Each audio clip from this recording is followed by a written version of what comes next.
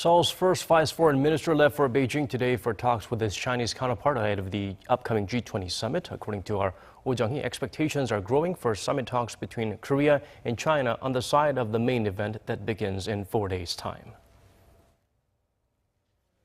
Seoul's first vice foreign minister Lim Sung-nam has arrived in China for talks with his Chinese counterpart Liu Zhenmin to make final arrangements for the G20 Summit in Hangzhou, which begins this Sunday. Although neither Seoul nor Beijing have officially confirmed it, the meeting is likely to be a fine-tuning of the agenda for a Korea-China summit on the sidelines of the G20, which would bring together Presidents Park Geun-hye and Xi Jinping. If the summit talks take place, leaders of the two countries will likely touch upon South Korea's deployment of the U.S. THAAD missile defense system, over which Beijing has expressed concern regarding its security interests.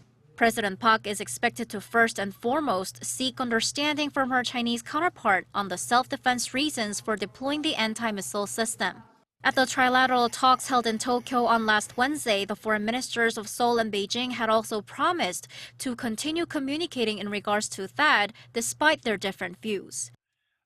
Seoul's relations with Beijing turned rather cold following its decision to deploy the U.S.-backed missile system, so the president has a primary diplomatic objective of easing tensions with Beijing. The South Korean leader will also seek to ensure that the two maintain their united front in pressuring North Korea to give up its nuclear and missile development.